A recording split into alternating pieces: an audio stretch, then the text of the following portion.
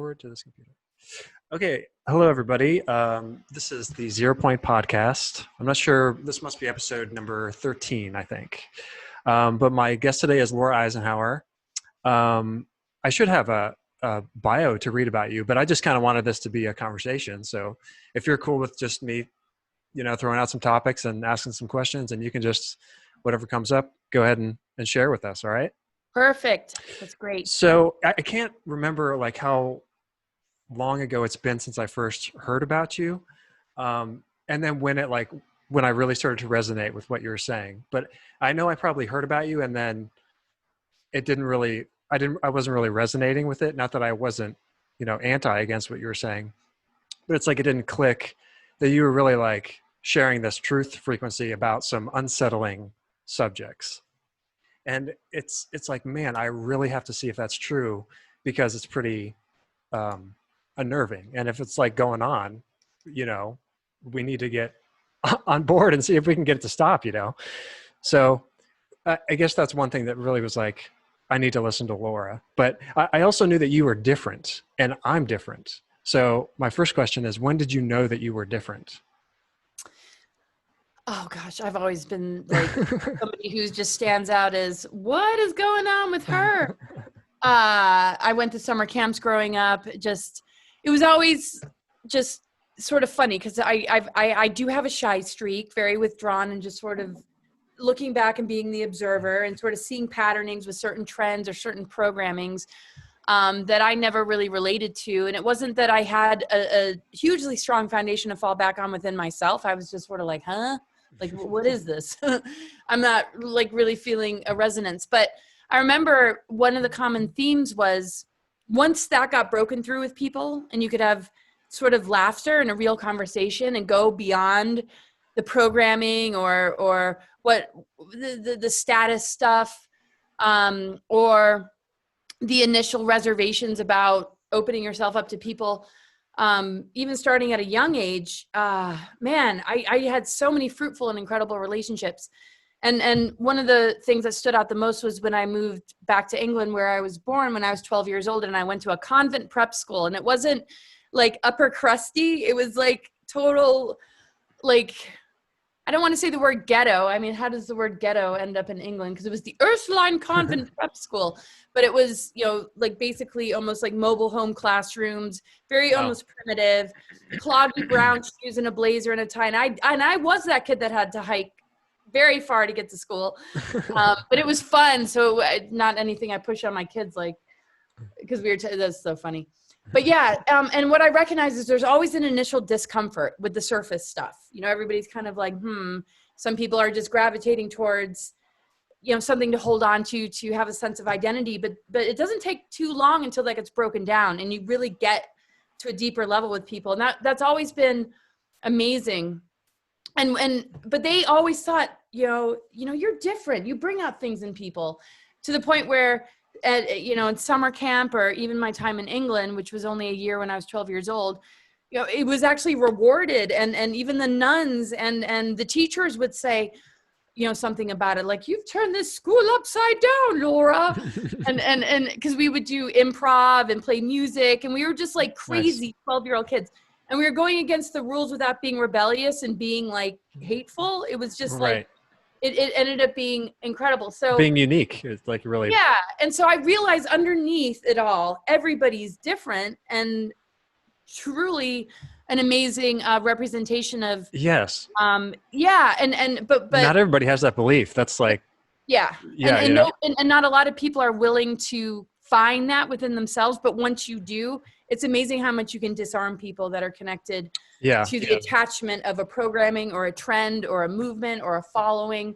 When we can really get real with each other and remember that there's something behind all those layers that we can access, man, and people come to life, that's when I feel the beauty of unity consciousness and coming together as a humanity is lit up the most. We just got to be patient with people, because yes, I'm different, but I'm not really that different at all. I'm just willing, because I don't know how else to be. I've not been a person easily programmed, but I have had my self-destructive tendencies, and I do have my own issues. Programmings aren't one of them, but I guess as a form of programming, to have self-destructive tendencies. And I guess when I say that, it's just feeling, like it's really almost like you have to live a double life. And now that I'm able to do what's authentic to me on a public level, all that's healing. But I think a lot of people can relate to that, where, people are looking at you like you're nuts when this is your expression of freedom. You're not regurgitating something. You're not doing it to follow something. You're just being yourself. Yeah. And some people just can't accept that. So then I took it personally, but I've healed from that. But that was my sort of self-induced programming. Go ahead. Well, it's pretty interesting. So would you say, I hear this word like starseed, and I was not familiar with that word. Like, I had never heard that word growing up. I probably have heard it maybe after the year 2012. Do you like identify as one? And is there like a definition to that term? Yeah. Well, I've always felt like there's really no label that I can really resonate with, but it's not like I don't resonate either.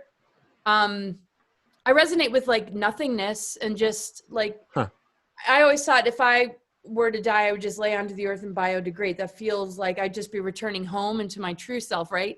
Oh, So okay. labels have always been weird, but starseed, if I do end up using terminology, starseed is one of them that I identify with mostly when I meet other people that I consider a starseed. Is it something that I would be like, hi, my name is Laura Eisenhower, I'm a starseed? Not so much. I've come up with other weird ways to describe myself, like global alchemist, which I didn't think would stick, but it's a part of that larger picture of turning the lead of this human experience into gold.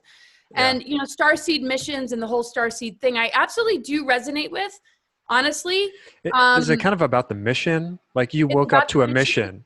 Yeah, it's about the mission. And everybody, okay, if you're a star seed, it also means you're a planter of seeds. So a star seed isn't in a hierarchical thing like we see with the pyramid structure of reptilian agenda and its hybrids and the way the cabal is set up. A true star seed to me is an activator. They come in aware of their mission. They might feel different. They might feel alienated. The school systems might target them and want to put them on drugs for not being able to pay attention in school. Oh, geez, did that happen to me? Yes. Not going to school, actually having the worst attendance.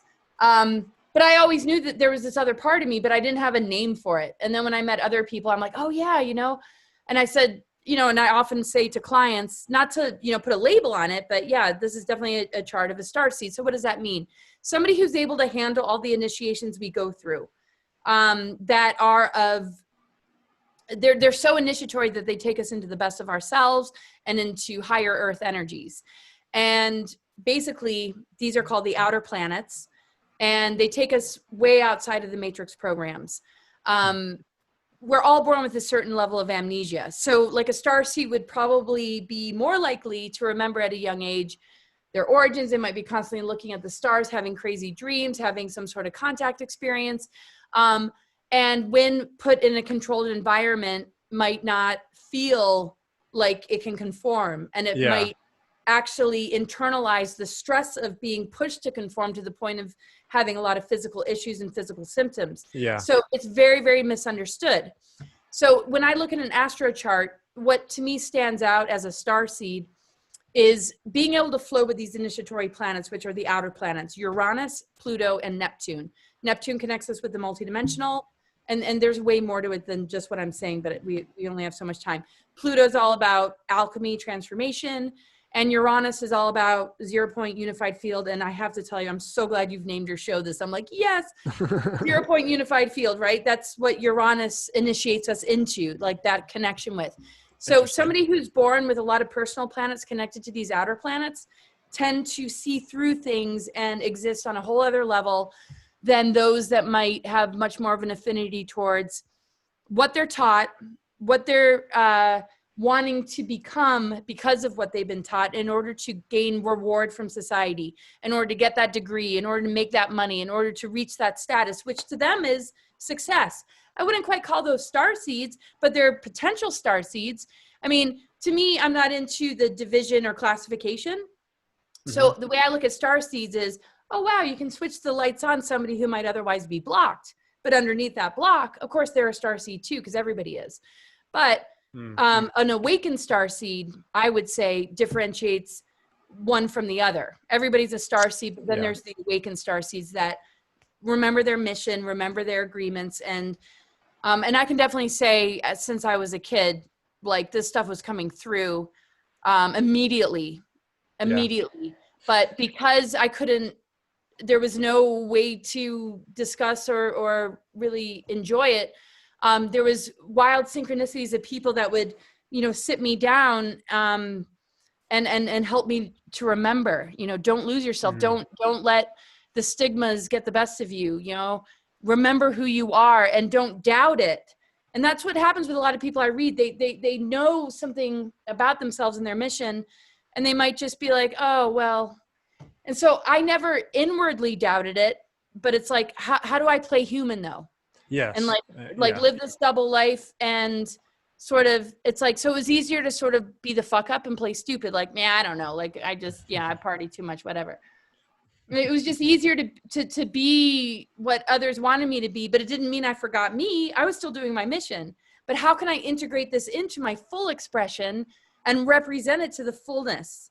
I mean, that's what I was able to do starting when I became a public person. And I will Yeah. never get used to it, because now what people get is not me just sort of like being vague and still doing my mission. Now I'm like, hey, it's all out there, Yeah. and I'm not going to hold back.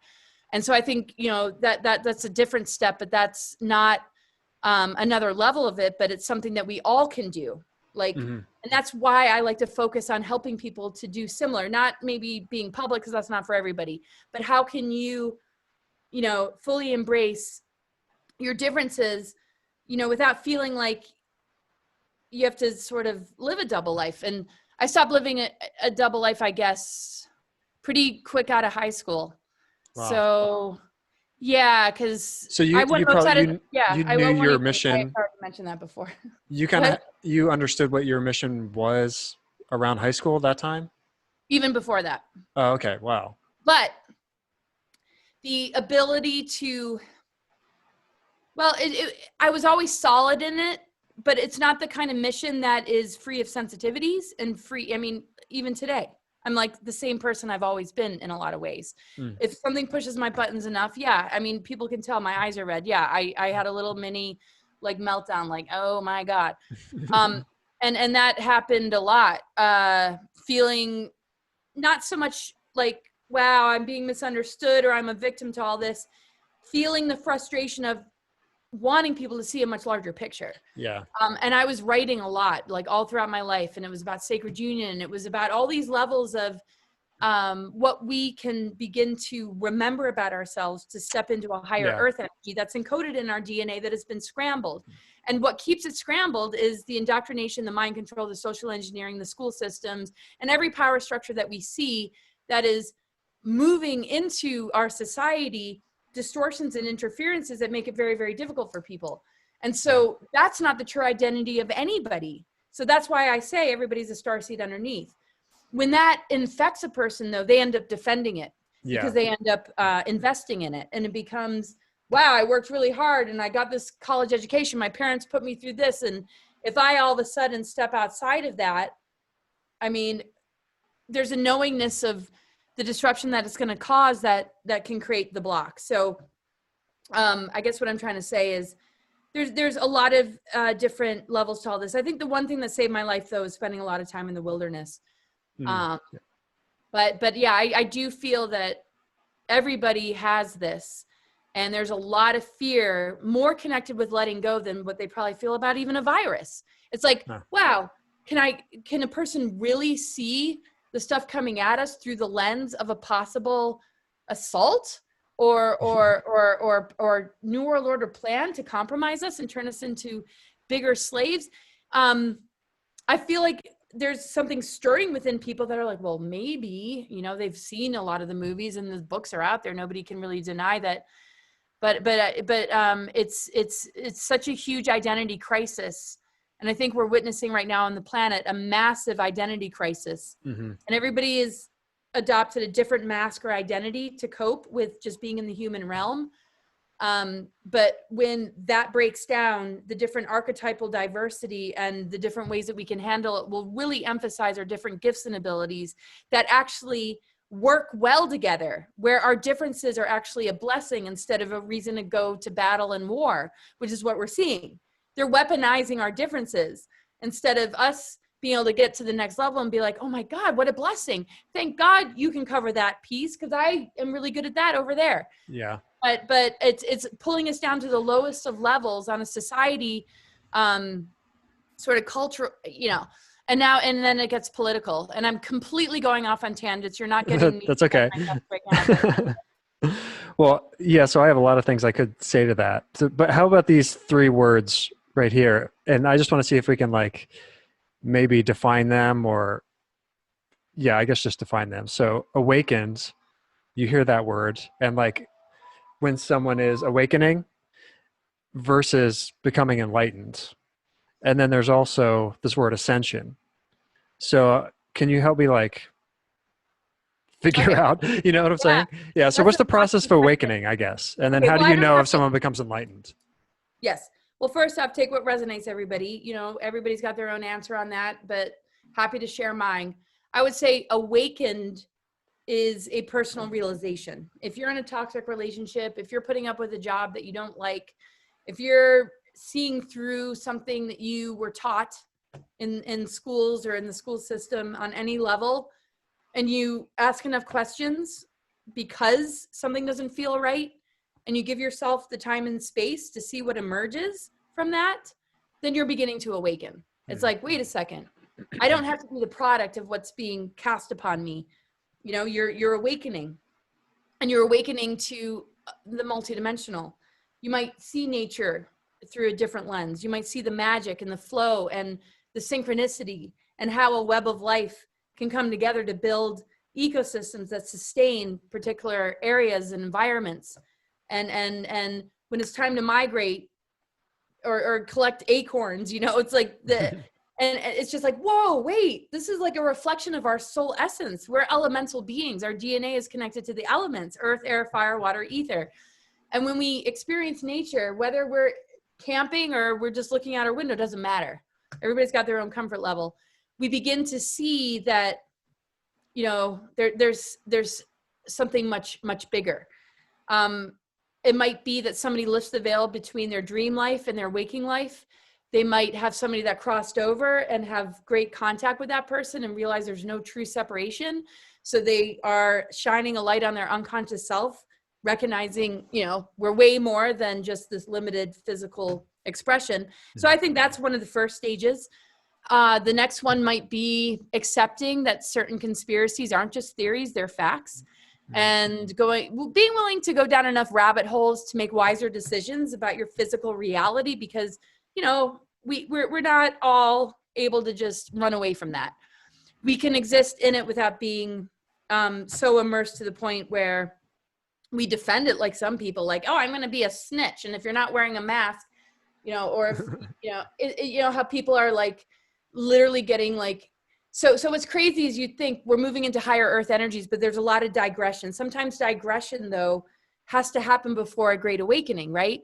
Where a person's literally becoming the worst of themselves in order for their higher awareness to be like, you look so freaking, like, seriously, are you doing this? And then they might have an awakening in the shower, like, oh my God, I feel like the biggest ass. I can't believe that I was this person. It could happen at any time to anybody. And being an astrologer, seeing the way everybody's, differences in their charts, when a person's ready to awaken, it's not going to be at the same time. So the awakening is the ability to say, whoa, okay, let me step back and rethink everything. And so there's many, many levels and layers to the awakening process. I would say definitely the rabbit holes are a part of it, but it's not limited to that. I think when we go down too many rabbit holes and begin to understand the truth of what's hiding, we still have to match it with integrity and compassion, or else we might just be, understanding that we've been lied to, but we're not integrating that with our spiritual energies. So when we look at the different cataclysms that have happened in our ancient history, it's that polarization, the right and left brain, the masculine and feminine, Atlantis, Lemuria, all these different things that had their strengths, but they lost the ability to integrate those things. And that's where we are in the world today. Are we going to let go of our creative imagination and choose AI transhumanism and solutions that will overemphasize the concepts and the logics behind solution? Or are we going to be participants and co-create and step into all these higher dimensions that reawaken our true gifts and abilities on a spiritual level, Right. so that this AI stuff doesn't need to supplement it and overtake it? So I think, there's multiple levels and it never ends. I mean, I'm an astrologer and I'll never, ever, ever be like, oh, I've learned it all as far as astrology goes. It's like, no, there's layer after layer after layer. It's like, oh, and there's thousands of asteroids. So it's like, you can never stop learning and you can never stop, being in the flow. I mean, that's part of the infiniteness of it all. So then the enlightenment part to me enlightenment is the maintenance. How can we maintain something that is innate to us? We've been enlightened before. Many of us have been considered ascended masters. We've had lifetimes that were highly advanced. Maybe they were more egocentric. Maybe they were more connected to, nature. I don't know. Everybody's different. I certainly relate more to the lifetimes of just being more in the cosmic and earthly, energies. And that's why I'm still standing strong with it today, as far as reminding people of it. So to me, I mean, enlightenment, first off, is not something you can say that you are very easily without maybe needing to ask yourself again, oh, I'm enlightened. It's like, I don't know. probably not. It's just the same thing with people saying I'm a master. It's like, it speaks for itself. It's part of energy maintenance. Enlightenment is something that's part of the divine spark we all carry. How can we nurture it being illuminated? To me, is enlightenment. To be enlightened is to say, okay, it's not a permanent state of mind, but if we understand what we need to do in order to maintain a state of understanding, like peace and acceptance, oneness and unity and being connected to all there is, and feeling that nirvana, then we need to maintain that space. On a physical level, there's a lot more duality. When you get into the higher levels of, not to say the physical is low, it's not low, it's a container.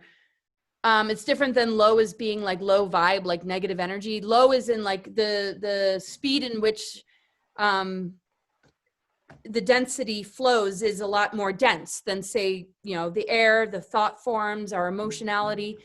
So to me, because we have to maintain enlightenment in multiple levels, physical, spiritual, mental, emotional,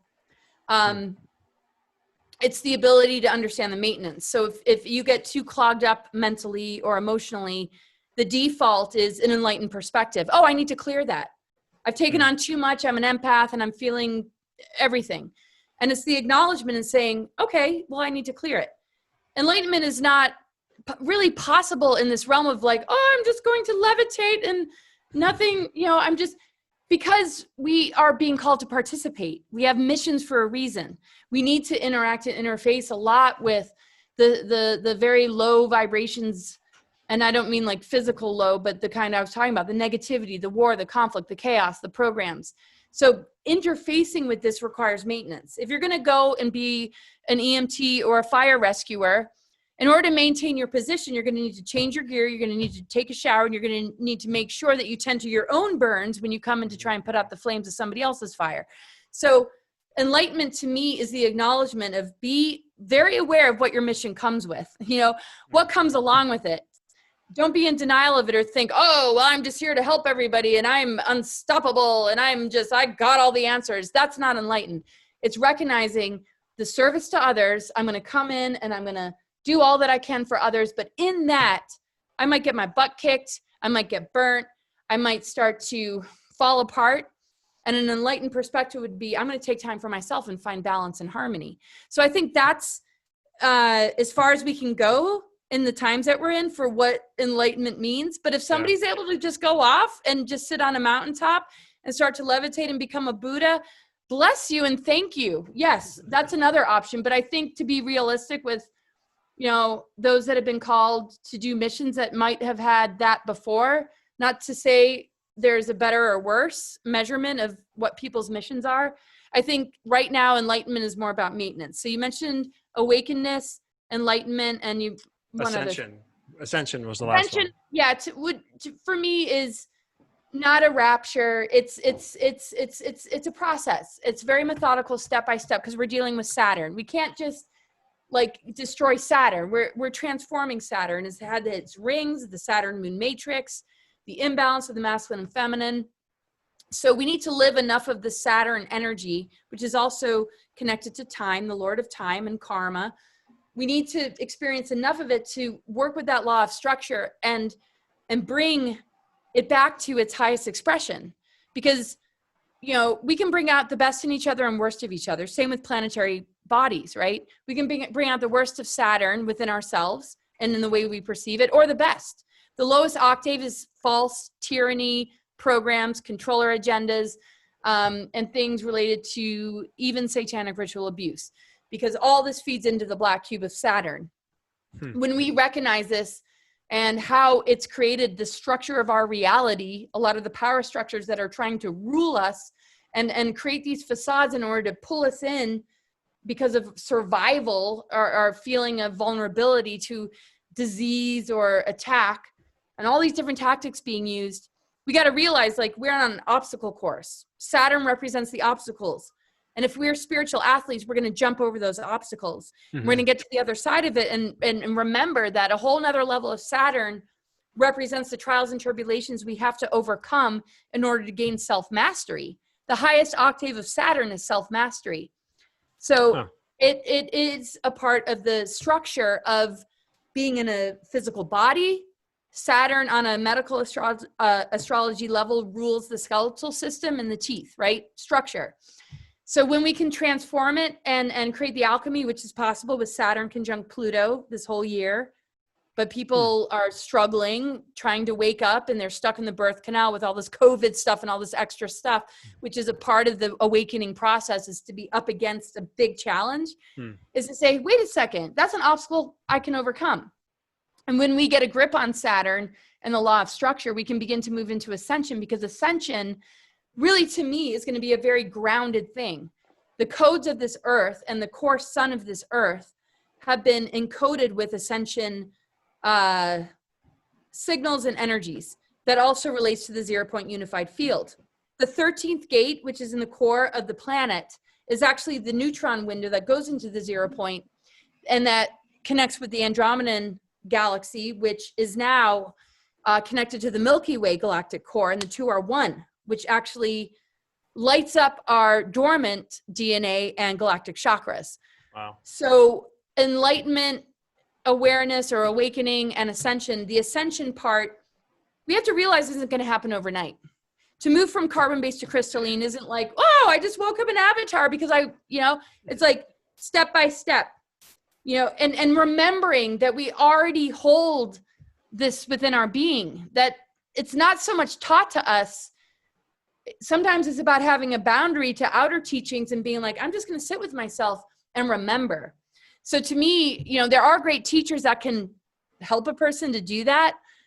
And hopefully most people would gravitate towards those types, because that to me is the only kind of teaching that makes the most sense. Anything that still relates to dependency, or if you don't do it this way or that way, then you're doing it wrong, is reenacting the old paradigm with different lingo. And then we get into new age deceptions, right?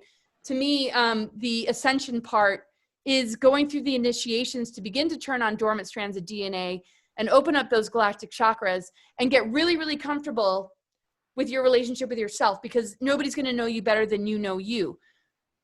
But if you give that power away and a person can see through that, the best kind of teaching is for them to guide you home to yourself without trying to do it for you or create dependency. How was it growing up, having a multi-dimensional type mind? Did you get labeled as ADD? And how'd you deal with that? How did you deal with your parents? And did they think that you were different or had a problem, or they try to diagnose you as having something wrong? So how did that go as you grew up? put my father to the side because for some reason, and my mom and him broke up when I was like 4, he's been like my champion. Like we would spend most summers together, and he's like a scholar. He went to Oxford. He's like speaks 7 languages. And when my mom left him, he was devastated and joined the priesthood, but he was like a barrister in England. And he's like super like talk about scholar, right? And you would think out of all people, I would be like, yeah, Laura's just like, she's got some. But what was funny is he would refer to the fact like, oh, no, you had a really bad fever when you were a kid. It's sort of like saying you were dropped on your head. We had to put you in ice. Maybe that happened. And I think they thought that like, and maybe it did, you know, some level of brain damage. Okay, so I have opened. I'm with you there, by the way. Pathways. Great. I definitely know that I've opened new neural pathways to get the juices flowing. So yeah, maybe, you know, something was wrong for a while and they were concerned about it. And that created a bit of a projection.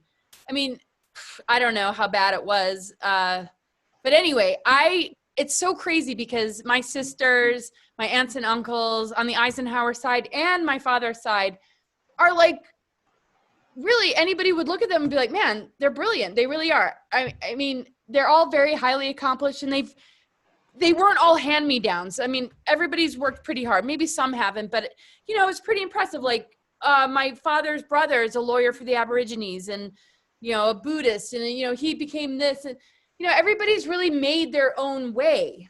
And so I don't think they were shocked that I'm similar.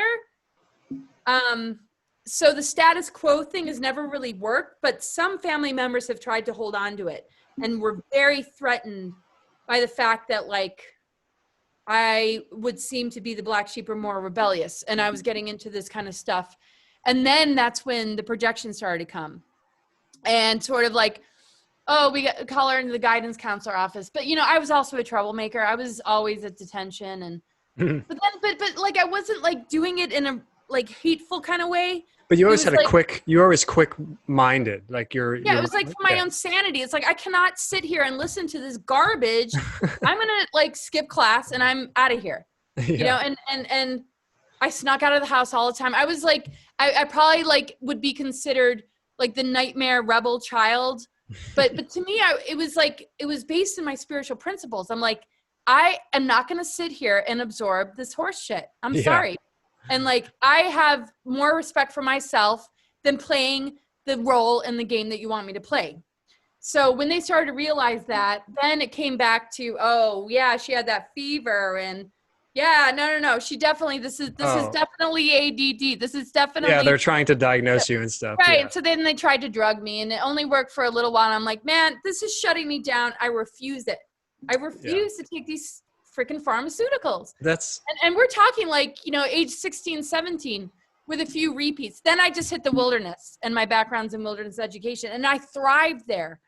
And that saved me because I was going down the tubes. I had terrible grades. I had the worst attendance, and my refusal to participate was seen as, oh yeah, I lost a lot of friends because I wasn't going with the program.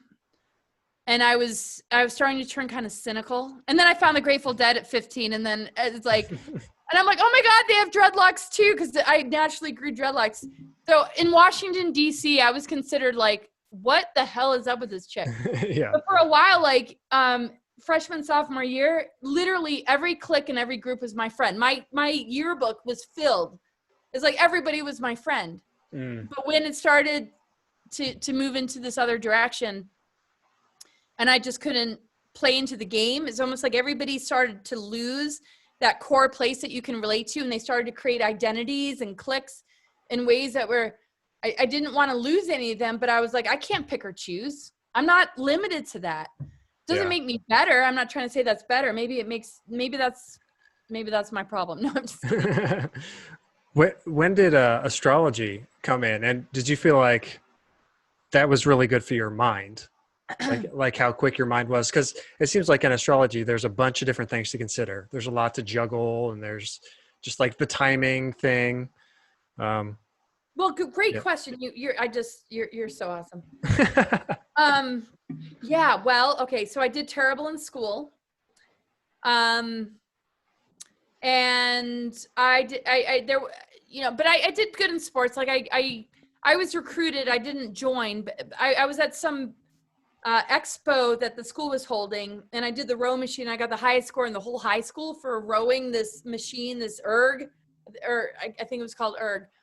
So I found like, you know, like, oh, okay, well, you know, you want to row boats and you're interested in the recreational thing, and maybe you're good at that and you don't even realize it, because it was sort of a fluke. I'm like, what? I got the highest score. They're like, you must join the crew team.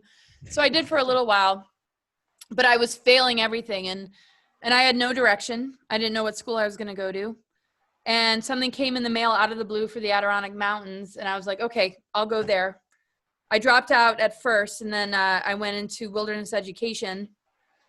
And not too long after, at the age of 25, I got pregnant with twins. And I was already dabbling in astrology, and I already had a concept of numerology and tarot. I'd been using that, and I was going into Chinese medicine and all these different alternative things, because I refused to go to a doctor my whole life. I could be like dying, literally. I'd be like, no, I'm going to dig deep and get to the root of it and heal it myself. It helped to turn me off of the medical industry, that I had sort of a perverted doctor, like my pediatrician. It's just like, I do not want to ever. And my mom was like, why? You know, he's going to help you. He's a pediatrician, you know, and just, you know, just check and make sure everything's okay. I'm like, no, I'm like, you know, and I don't, God only knows. Okay. So that's by the point. But that actually was a huge catalyst for me learning all this alternative stuff, herbs, energy healing, astrology. And that was really young. But when I realized I had no direction and there was no guidance in my high school as far as, wow, if you want to be a wilderness person, if you want to be an herbalist, that a guidance counselor or a career counselor would come in and find those types, because they have you fill out some things. I did shitty on most of my tests. I don't know why. I mean, well, I do know why. You just weren't interested. Yeah. Selective learner. Yeah. But when it came to, you know, what do you want to be when you grow up? I was always other, you know, like, okay, I'm not seeing anything on this list. I'm like the O person, other. And they'd be like, well, explain what you're interested in. And they'd be like, what is that? Because I had, you know, studied the I Ching and all this stuff. And I was really into the energy medicine, because that's what worked for me. It wasn't, you know, just, so I got into astrology, I would say 17, 18, but it really started to take hold after my boys were born. And I don't know what my birth time is. I was born at home in England. Nobody wrote it down, right? I still learn astrology, even though I can't really use it on myself. And today would have been a really great day to use it on myself. It's like, where the hell is the moon in Pisces hitting me today? Because I'm like off the rails. So everybody, thank you for listening. I'm normally a little bit more grounded and collected. But anyway, so I learned it because I'm like, oh my gosh, I'm about to bring these, you know, children into the world. And it really accelerated my desire to understand, just so I could be a better mom and just, you know what they're all about.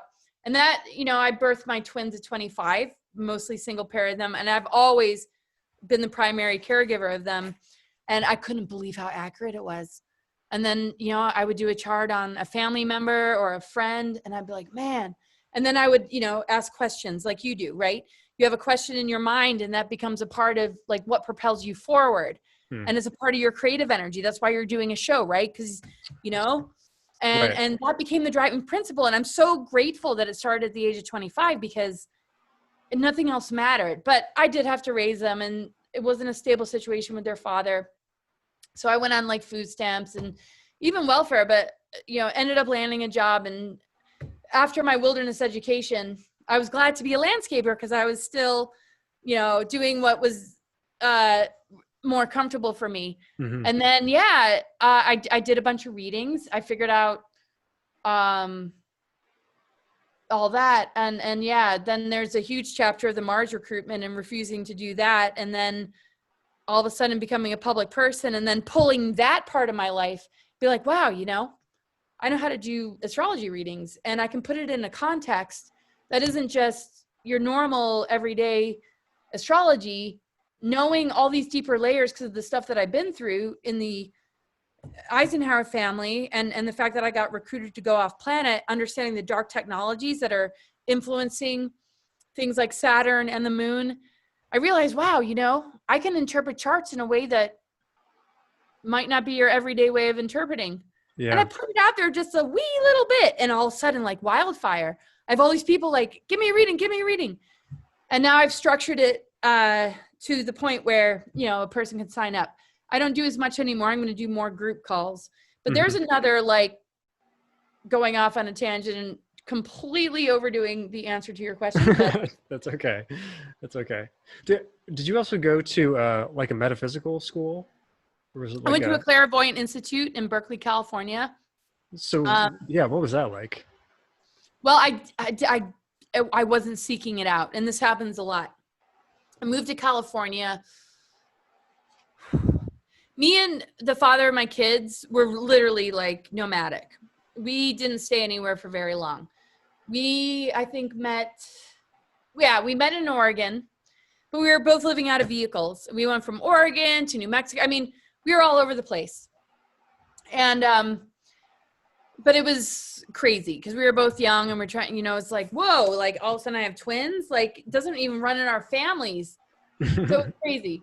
So we tried to be stable in certain areas, and then it got to a certain point where this wasn't really working out, and he didn't have the ability to really have a career, and that's fine, no judgment.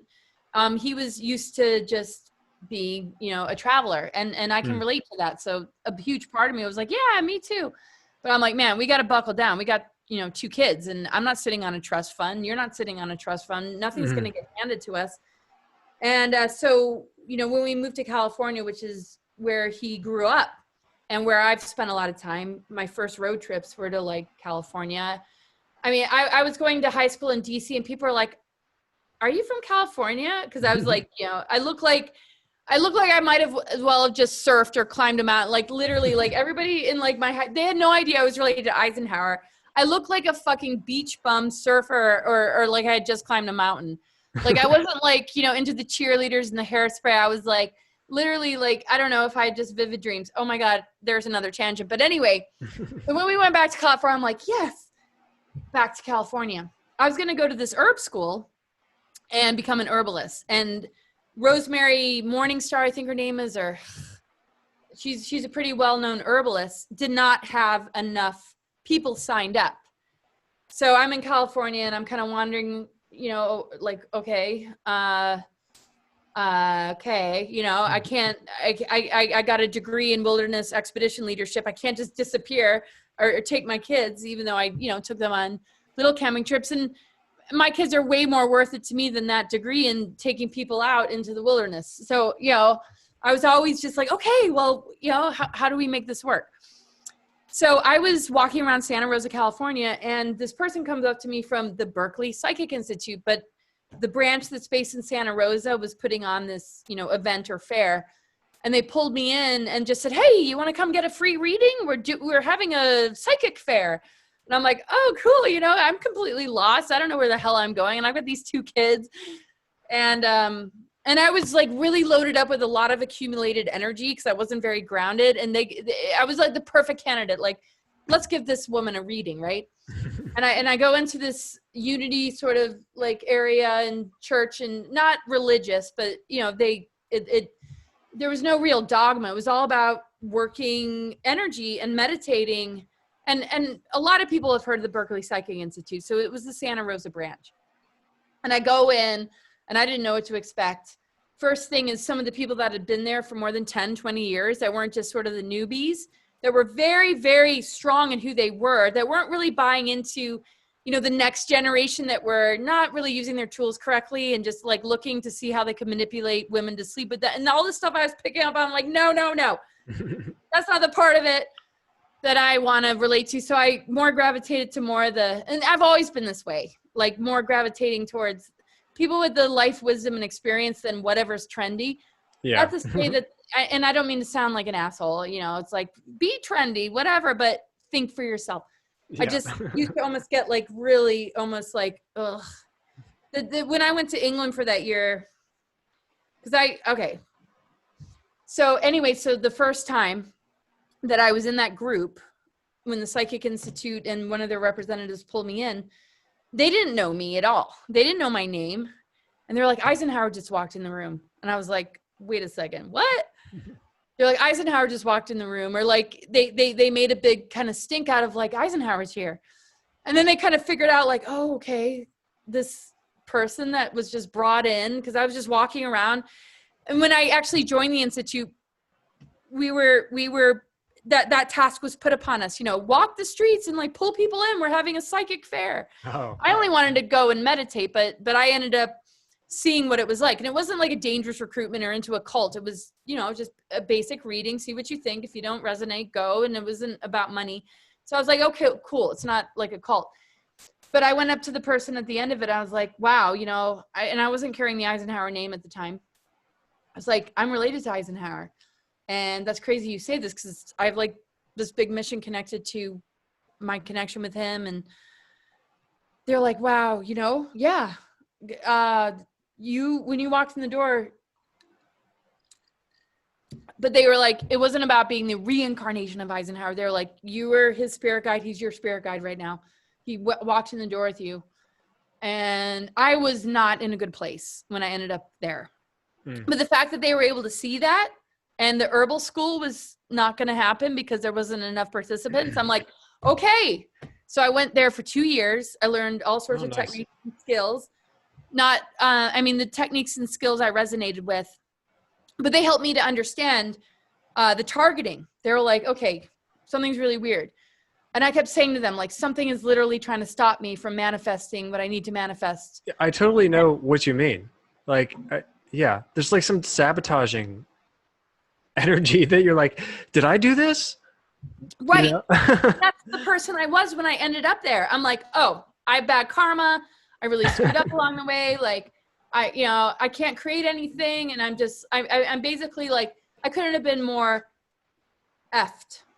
If we're allowed to drop F-bombs, I will F first. That's fine. You did earlier, but it's okay. But anyway, it was like I was so used to functioning as a human who's totally screwed, and like literally, like it was like I wasn't even me. It's just like, just feed the kids, take care of the kids.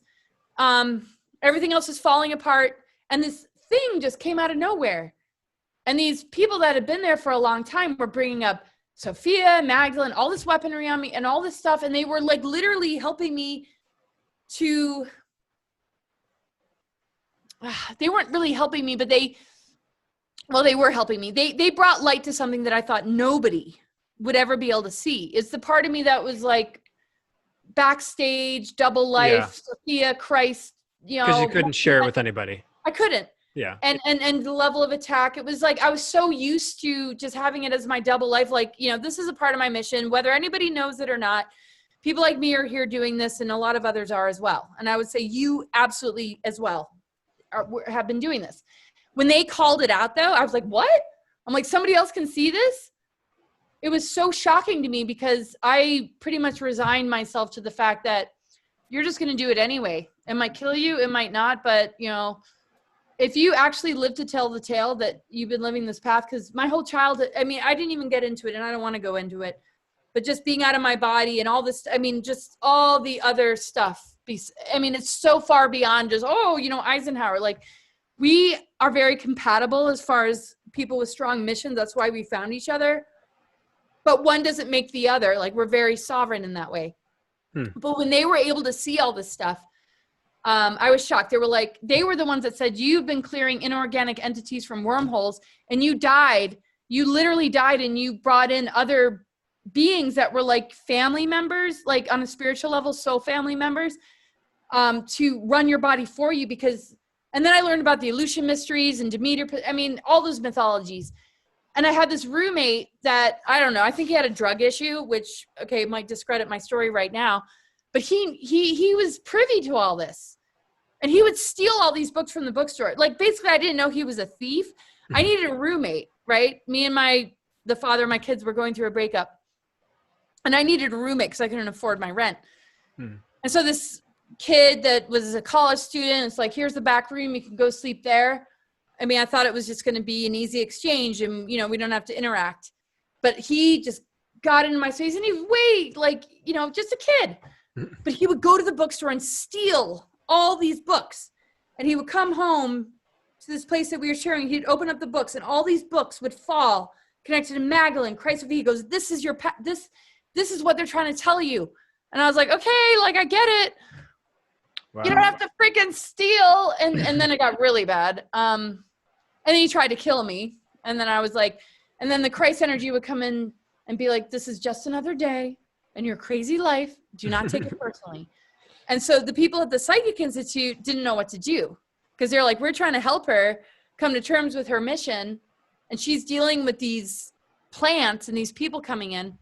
It was the craziest time of my life. But anyway. Well, yeah, it's got to be pretty crazy because when I like talk about this type of stuff around people who are like not really open to it, their doubt, their question is, well, how do you know that those people are telling you the truth or they're just telling you something? Exactly. You know? So I question everything. I only, ask the questions first. Sorry. No, I guess, no, you're right. That's where I wanted to go with it. Well, I'm one of those kind of people where, not to say I haven't made a mistake before.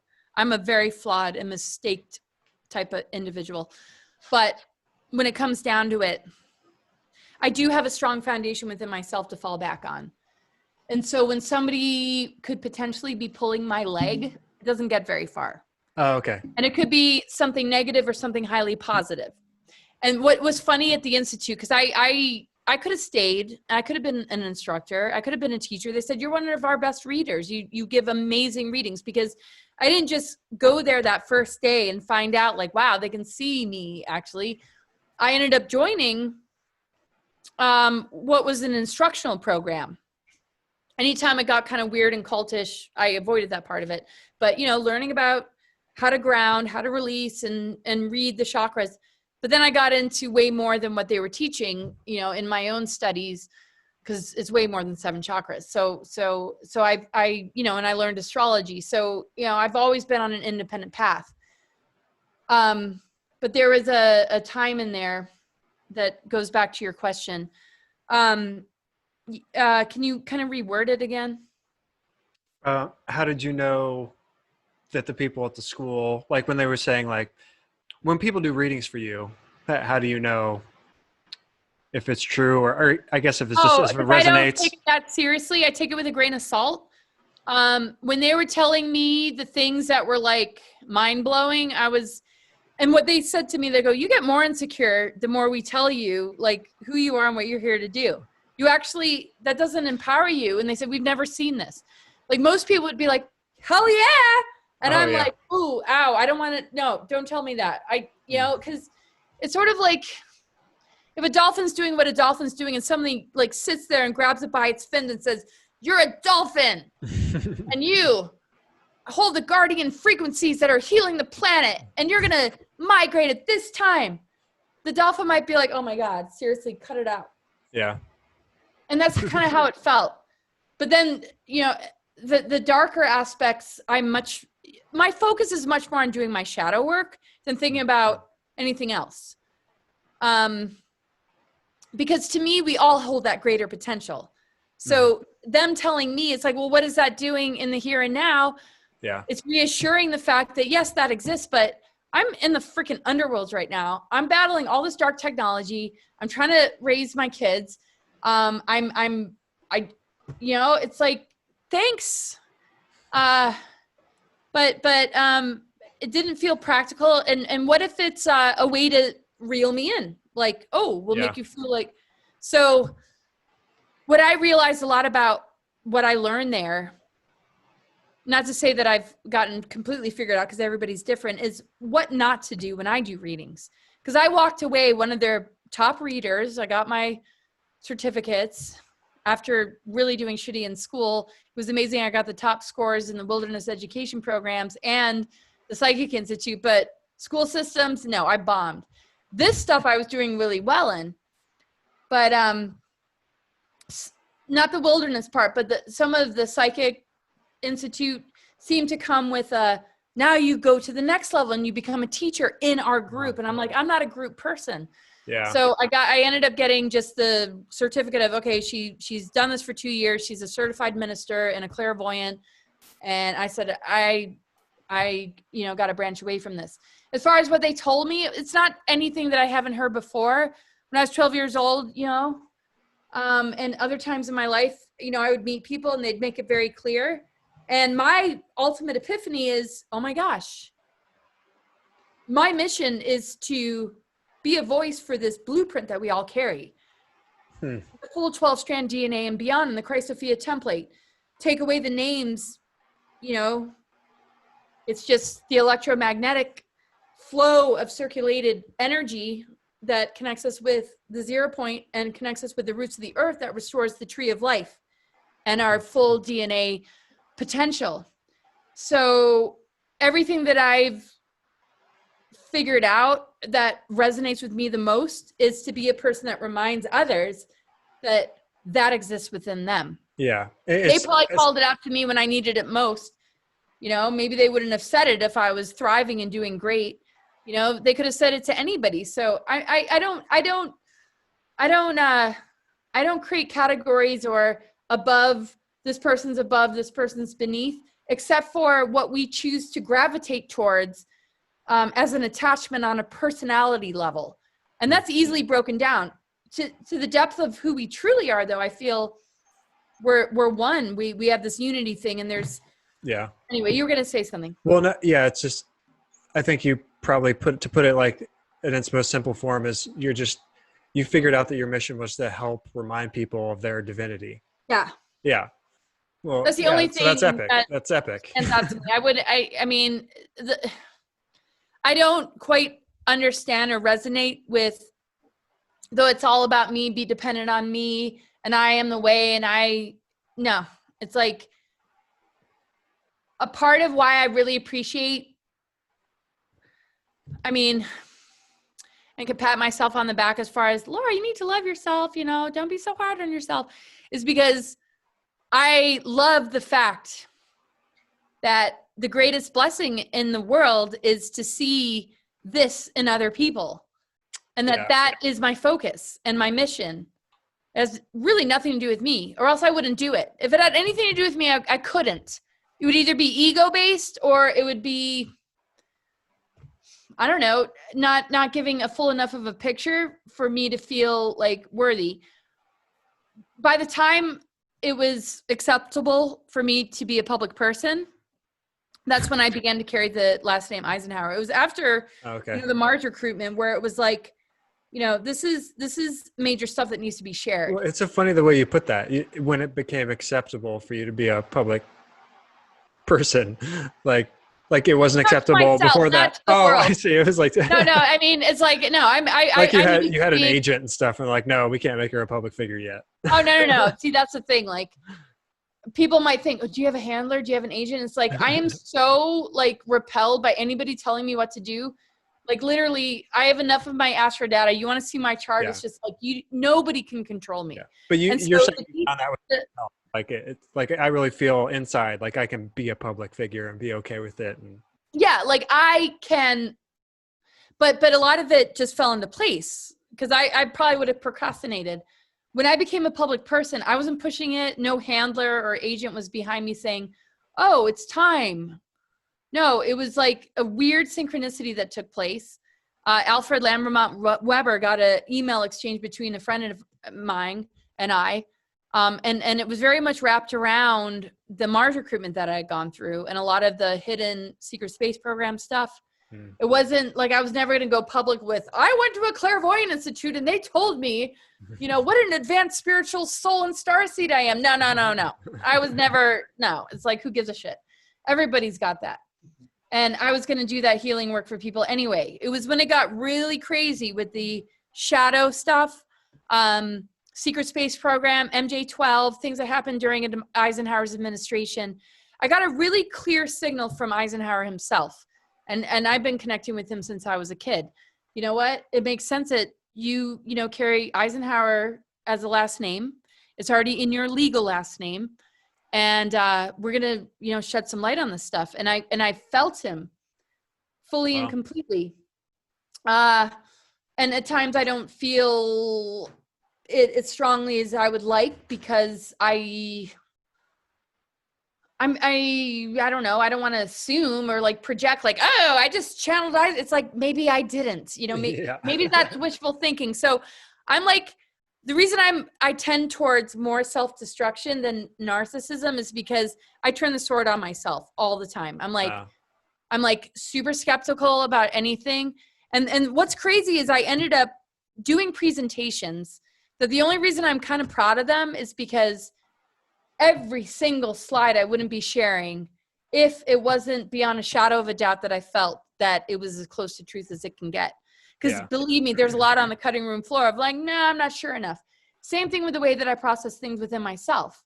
So I just am trying to empower the fact that the chosen one is love and wisdom. Our ability to raise our vibration beyond bloodlines, genetics, blood type, whatever, we've done in the past. Not to say that we, should be given, oh, you're fine even if you did something horrific. It's like we got to attend to that. But a lot of times it's entities and beings that have taken over the human vessel. That the reason that they compromise a person so much is so that they're demonically possessed and they don't have to have the karmic ramification. The host of that demon has a karmic ramification.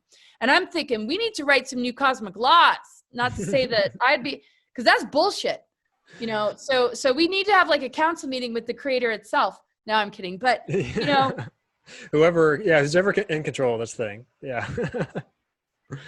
but yeah, I mean, there's all sorts of weird agreements, but the reason I went public was to expose what I found out about shadow government, secret government stuff. Were you getting clients that were telling you about being abused by powerful families, or did that come? So many. Okay. Some of them. So you must have come to a point when you've heard this over and over, that this is what I tell people who doubt like the human trafficking thing. It's like, I don't have like physical proof of it. Like I've never seen anything or known anybody to be involved with it. But I know people who will go dying to their grave saying that they work with clients that are struggling. Oh with yeah. this You can kill me right now. It's like, and why would somebody make that up? Why would they make that up? And why would you make that up?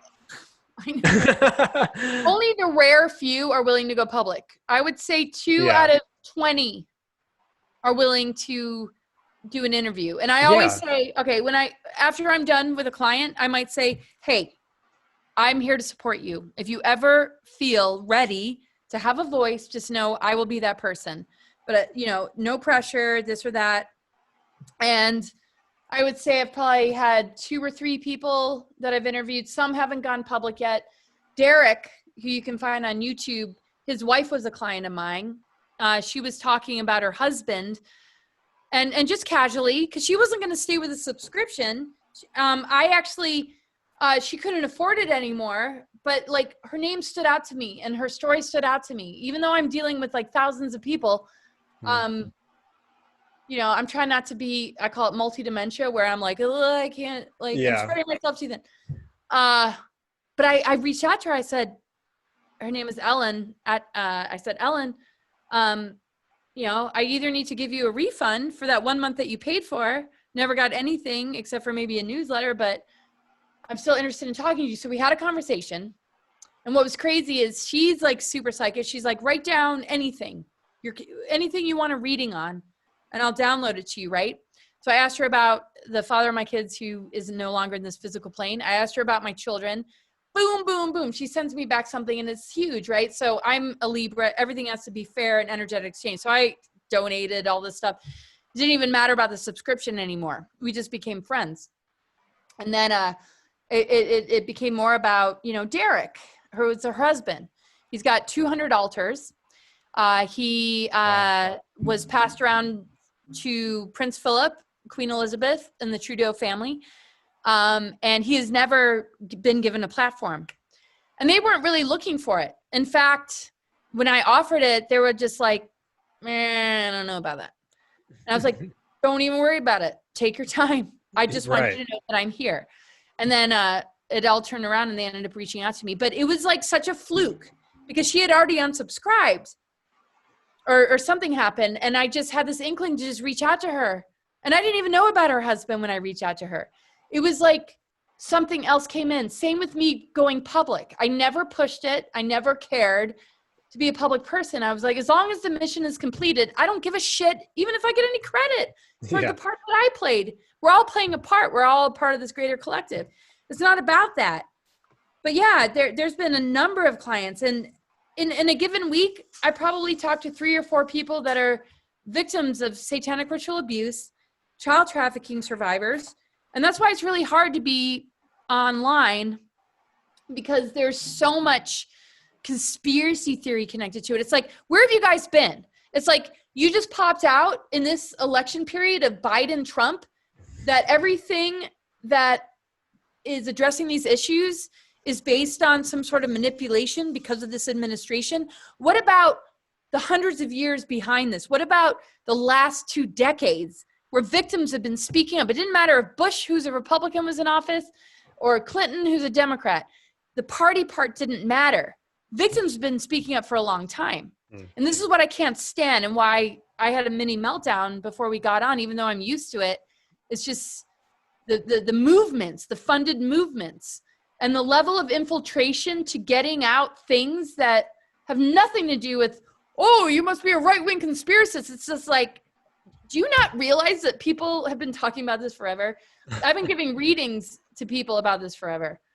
Yeah. And I only expose their names with their permission. But if I could, I mean, I can only give a person numbers. We're talking like over 30 people in the 15 years I've been doing this. Over 50. Did I say 15? I mean, it's okay. Kevin's in the room. Kevin, how many times do you hear me giving a reading to somebody who's an SRA survivor? Hundreds. They don't want any money. They feel like they're like, you're the only person I can talk to. Yeah, they're just trying to get help. They're just trying to get help for themselves to process it. Like, there's really no, what are they getting from coming out?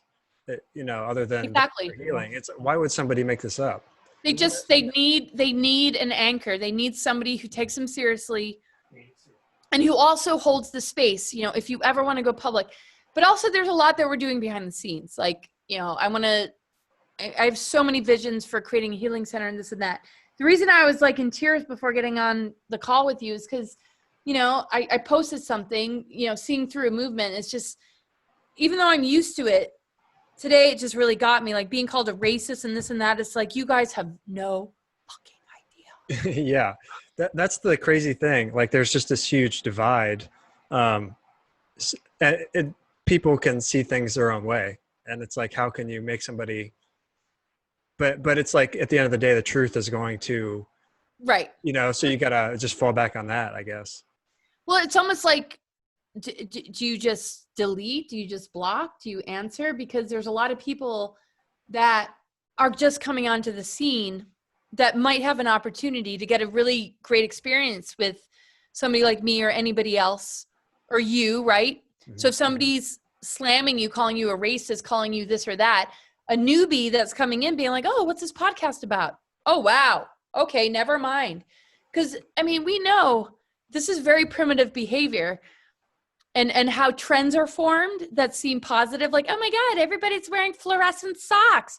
Or a trend that's like, oh my gosh, we should neglect and disgrace this person because so-and-so says this person's a plant or a, this or that. So anything gossip orientated in the personality matrix runs the risk of having a falsity attached to it. Mm-hmm. So in the face of it, it's like, well, what do you do? It's like, okay, I don't take it personally to the point where, but I guess the hard part is when you have such good intentions, it's like literally somebody saying, I refuse the fact that you're giving me shelter when I've been crying about not having a roof over my head for so long. And they believe in somebody that puts a roof over their head, but they spray it with, some sort of toxic chemical while they're sleeping in it. and you're trying to rescue them from it, and they mix you up with that other person, because we're at such a critical place right now that these misunderstandings are hard to be neutral to, because but at the same time, I don't take it personally. It reinforces my own, sense of truth. Maybe I'm just premenopausal and I just had a shitty day. I don't know. I don't know. Well, I mean, whatever it is, it seems like you're on your mission. You seem very authentic in that. So, yeah, I'm hoping to learn something from that. I don't know if I could tell you what my mission is, even though Please. No, I don't know if I know. Oh, right. Like you could formulate it into words. Yeah. I don't know. I'm just like waiting for this like download or okay, something, but you know what? like speak for itself. The name of your show, 0 Point Productions. Yeah. I mean, sometimes it's about the beingness and being in the moment and being. Yeah. So, I mean, I just wanted to say that. I mean, yeah, but people don't, you can't get paid for being. You got to do. Okay, well, this is where we all like sync up. I mean, I am a person that's used to being resourceful. I mean, God knows how many times. I mean, the money thing is really weird. We're breaking out of that system. So anytime that we're lacking and we don't have resources, it's really like being in that boot camp spiritual gym of, oh my gosh, there's so much more worth and richness connected to, but then the abundance might come in. So we all have different pieces to help each other with. I've never, ever been able to afford much beyond what a thrift store can hold. The occasional, yes, my parents did help me every once in a while with maybe a couple hundred here or there. No trust funds or this and that. I mean, I was literally, and people be like, you're an Eisenhower? You couldn't pass the citizenship test. You said you never voted and you were on welfare. It's like, so they think I must have been ostracized. No, Eisenhower didn't sell out the family to the Illuminati. So we all have to work hard. It was hard to work hard though when you're trying to take care of kids. So, right. But I was still mission orientated, right? Kids or no kids, it doesn't matter. There's a lot of people with powerful missions like yourself that don't have the support you need. And this is why we come together, because I want to help you be abundant, because I know myself, when abundance gets to a certain point, it's like, first of all, I have like 3 pairs of shoes. And I was wearing my flip-flops in the winter. It's like, when I make money, I'm not like, oh, let me get the next pair of like electric blue pumps. It's like, I don't give a shit. You're not living a Kardashian lifestyle. No, and even in the face of having money, is that like the first thing I go to? Like, well, I'm in my mid-40s going towards 50s. I should invest in some hair implants and some blue pumps and some Botox. No, maybe in 5 years I might be like, well, that wouldn't be a bad idea because you're fucking old and crotchety. I don't know. I'm not judging anybody, but the point is, when I make more than my basic needs, I reinvest it into the community and into helping people. And I'm proud of seeing that side of myself. And I've known this about you from the minute you and I started working together. And you deserve to be supported. And I would put a donation link up with every podcast that you do. And I can say safely to everybody, he's been a client of mine. Oh, do you mind me saying that? Oh, no, that's fine. Oh, he's a selfless, unbelievably generous, person that does not know how to ask for things. And he deserves our support. And we want more people like you out there willing to, share truth. And no, you're going to manifest abundance. And I want you to consider me somebody that will help you with that. Oh, well, yeah. Thank you so much. I did know. Yeah.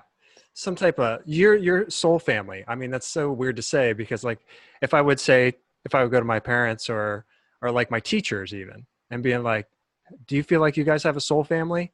They'd be like, no, I mean, I have my kids and my wife, but it's like, no, this is why I guess we started with the word starseed. I mean, I must be one, because I feel soul connections with people, and like even connected with people that I haven't talked to for years, Yeah, well, you don't have to question that. Anybody who even asks a question, that's literally like, it's a done deal. Anytime anybody's like, am I a starseed? Boom, you're a freaking starseed. It's like, You know how they have like huge applications you have to fill out to do all this stuff? I mean, literally just you saying that. I mean, I can say that too. Am I a star seed? It's like, boom. Hell yeah, you are. First of all, you have the humility to even ask. And the fact that you even ponder what that means. I mean, everybody's a star seed. The problem is there's a lot of very programmed and compromised people. And Yeah, if they that's just let that go, that part of them would come out. So that's why I see a difference between a star seed and an awakened star seed. I would say all of yeah. us are star seeds to a certain degree, but then there's a difference between that and an awakened star seed.